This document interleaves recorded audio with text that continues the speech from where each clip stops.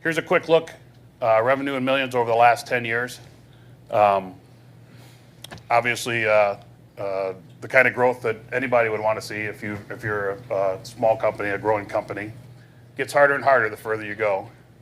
Correspondingly, the number of employees go up as well. And you know, the more employees you have and the more you're doing, the harder it is to do it the old way. So here's where I joined OST. It was about 3.5 years ago. We had 47 people.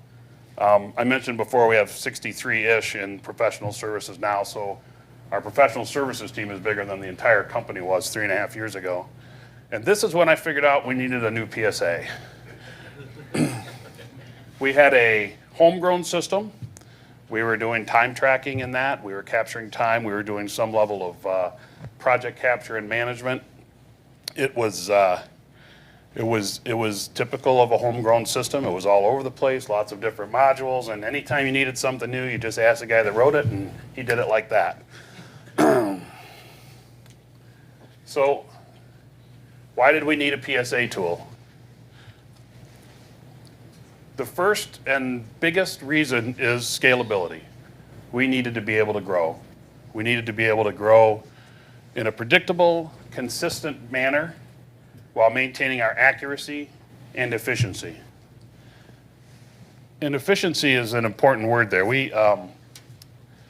I sometimes tell people we have 2,512 spreadsheets that get updated every quarter by hand. It's a little bit of exaggeration, but like most exaggerations, there's a nugget of truth in there. Very, very manual processes. An example, we pay our consultants based upon a salary, and then we also give them some variable compensation based upon the gross margin that they deliver. And that gross margin comes from the information to figure that out comes from 4 different places and gets pulled into 2 other places and then gets finally put into one place for everybody to look at, and it's all by hand. So we needed something to allow us to grow, to allow us to be predictable. You know, anybody talks about an enterprise system, an ERP system, a system like Changepoint. The idea is you put something in this end and you understand what comes out the other end, and all the way down through the middle there may be some magic in there, but it works, and it works the same way every time. It's accurate, you can count on it. These are the reasons we needed a PSA tool. We did not need a PSA tool to make our consultants happy. We did not need a PSA tool to make our sales team happy. We needed a PSA tool to grow the company.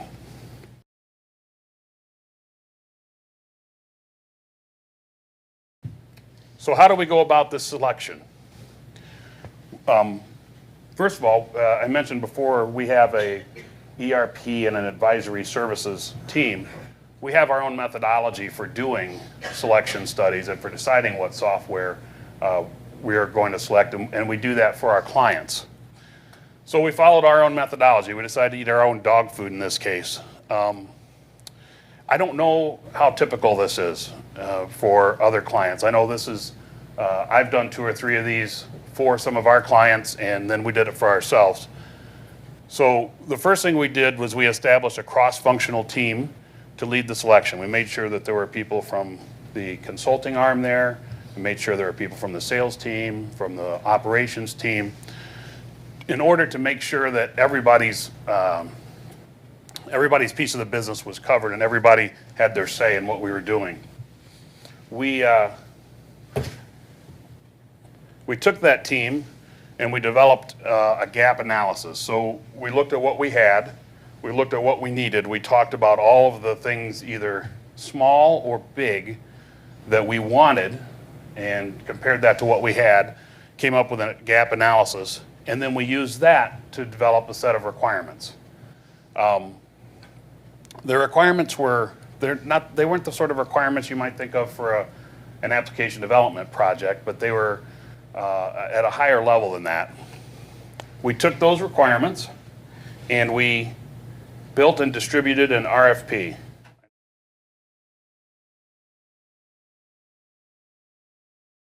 Changepoint, of the solutions we looked at, Changepoint had the most evident, consolidated system. It was the most true source of truth for us, for our metrics and our forecasting information to the organization. We could see that the Changepoint solution had what we were looking for from the perspective of consistent, accurate, predictable. Big. I mean, it's the biggest of the three we looked at, right? There's a lot of stuff in there. But we could absolutely see that this would be the place where we could, even if not right away, over time, it would become our Bible for our services organization. The integration of time and expense reporting into the project management, by far the best of the systems that we looked at. Very important to us, being able to get that one pane of glass, that one place we can go look to find out the information we need to know. The reporting and dashboard capabilities, we're only scratching the surface right now, and I think that's probably not that's not unusual for a company that's 2 or 3 months in.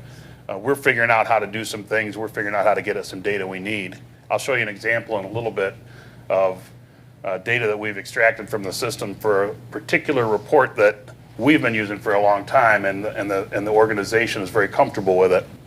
And our next step is to figure out how to put that inside of Changepoint rather than pulling it out and doing it. The workflow, everybody wants workflow. None of us really use it a lot, but we all want it. The idea of workflow is really a cool idea. We will use it more than we are today. It is of value, and it is a strength of the Changepoint offering is the workflow. But the fact of the matter is, there's no workflow that's easy. So you got to wrap your head around it and figure out how you want to use it, figure out how it fits into your processes. Another important thing to us, the what ifs, the other pieces, the resource scheduling and management pieces, the capability to look at things and to plan out and to understand in a more holistic way what's going on in the services organization. Something that's really easy to do when you've got 7 consultants, but it gets increasingly harder as you add them. So you get up to 50, 60 consultants, it's impossible. You just can't keep it all in your head anymore. The capability to pull all those together and look at them and to manipulate what you have and see what's going to happen is hugely important. Integration capabilities. We were intending to integrate from our CRM into the system and then from Changepoint into our financials. We've done the latter, the more important piece, from Changepoint into our financials. We use Microsoft CRM on the front end. We don't use it well, so right now there's really not a lot of good stuff to integrate. And that's the responsibility of our director of sales to figure out how to use that better. And once we get some good data, we are going to take that data and we're going to feed it into the Changepoint system, and we're going to take a bunch of more manual processes out. On the back end, we went live firing invoices off into our financial system and firing accounts payable off into our financial system without a glitch. And the capability to be able to do that, to be able to, in our case, build a facility in between Changepoint and the financial system, and to actually have it work and to work straightforward was very important. We saw that capability. Proof was in the pudding. It did work out that way as well.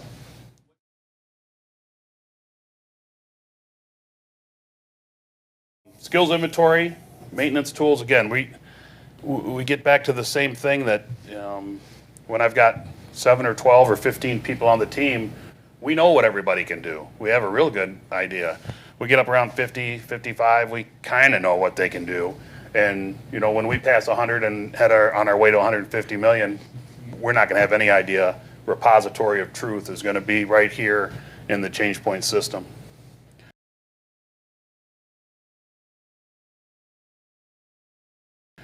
Mobile's hugely important. And I know the first entry into mobile for Changepoint, very functional. The second entry into mobile is great for us. The things that you've done in SP1 under 2012 for the iPad are great, because that's where my executive team was saying, I want to be able to look at things on my iPad. I don't want to have to go into the office, that sort of thing. Mobile was very important. I have a whole group of very techie people who did not want to have to go find a computer and enter their time. They want to pull up their phone and do it, or pull up their iPad and do it, and they've probably got other ways that I haven't figured out yet that they're doing it, but that was huge to the organization and a big selling point. Little tiny thing, right? Functionally, huge selling point. And then, as I mentioned before, scalability. There is no doubt, based upon experience, judgment, the demonstrations, that Changepoint is scalable. When I went down to the users group in Orlando, and I don't remember the name of some unbelievably large number of users on one of the companies, who I think is using it more for project portfolio management. But just, that the number that was being thrown about was, we should hope to get that big. So the scalability was absolutely important to us.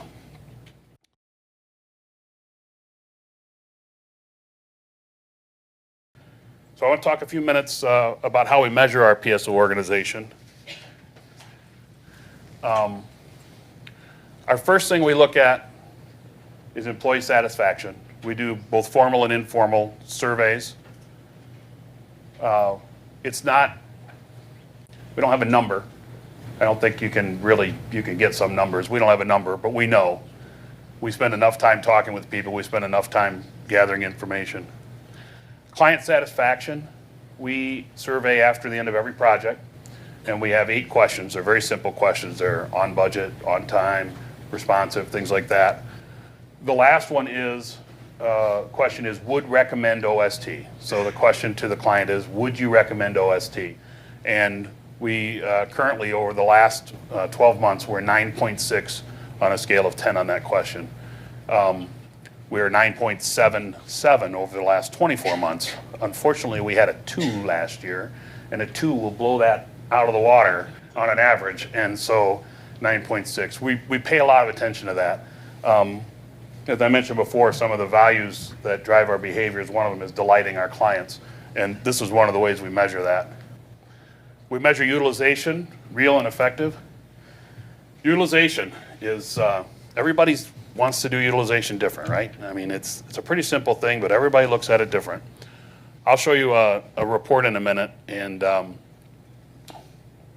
we make a distinction between real utilization, which is the number of hours in a week minus the number of holidays, hours, the number of training hours or approved training hours, vacation hours, that sort of thing, divided by into the billing, and effective, which is just the number of hours in the week, take away any OST holidays. So how many hours were there, regardless of whatever else you were doing, that you could bill.